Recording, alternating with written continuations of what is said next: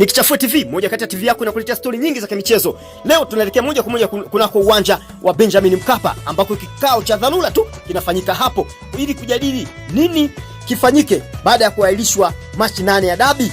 Ni kwamba uongozi wa TFF na bodi ya ligi Simba na Yanga chini ya Wizara ya Utamaduni, Sanaa na Michezo umekutana leo katika uwanja wa Benjamin Mkapa kujadili hatima ya mechi ya Kariakoo Derby iliyoahirishwa Machi 8. Nini kimezungumzwa? Tuko hapa tunafanya tathmini ya kina kabisa. Amewasili waziri wa michezo, lakini pia Mguto naye ameonekana akishuka taratibu kwenye gari kwa ajili ya kwenda kufanya tathmini ya kina. Mchezo huu utakuwaje na je utarudiwa? Niko hapa na Azuka, tunataka tuangazie tu baadhi ya mambo kadhaa. Je, kuahirishwa kwa dabi na waziri wa michezo kuweza kuhudhuria swala hili lina mlengo gani, Azuka?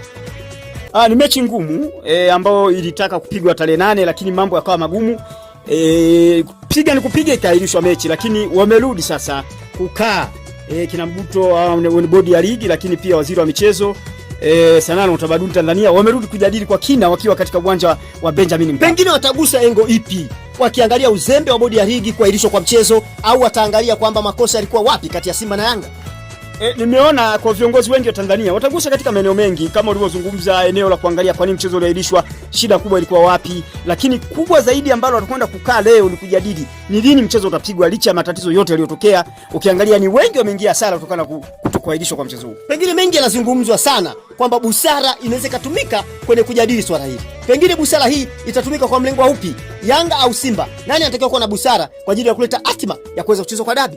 Ukiangalia dabi kiufupi ni kwamba wote wawili walikuwa na makosa. Sio Yanga au sio Simba. Ya mwisho kabisa ambayo imeleta shida zaidi ni bodi ya ligi ambayo inaongozwa na kina bwana Mguto. Hawa walileta shida kuto dabi kutokuchezwa. Kwa hiyo jambo kubwa zaidi ambalo tangaziwa sasa baada ya kuto dabi kuchezwa, busara inabidi ikae mezani. Sasa je, hawa watu watakubali wa busara itokee au busara isitokee? Sasa hili ndio tunalisubiri kwa undani zaidi. Ni klabu gani ambayo itakuwa inasusia kwenda kucheza na ipi itakubali kwenda kuingia uwanjani? Kwa kumalizia tu, pengine waziri wa michezo kuweza kuhudhuria tukio hili kubwa kabisa, ni funzo gani sasa kwa bodi ya ligi pamoja na TFF? Makosa ambayo wanayafanya ndani ya ligi kuto kuviadhibu vilabu endapo vinakosea, hili imekuwa ni shida kubwa kwao. Ndio maana matatizo kuja kufikia hapa. Kwa hiyo ni funzo kwamba wafanye kazi kwa muda mwafaka na wazingatie majukumu ya kazi, lakini sheria na taratibu siweze kufuata katika mchezo. Mashabiki wa Yanga wameonekana kwa kumalizia nje wakisubiri hatima ya dabi ambayo inatarajiwa kuchezwa hivi punde baada ya kuahirishwa. Pengine mashabiki hawa wanasubiri nini hasa?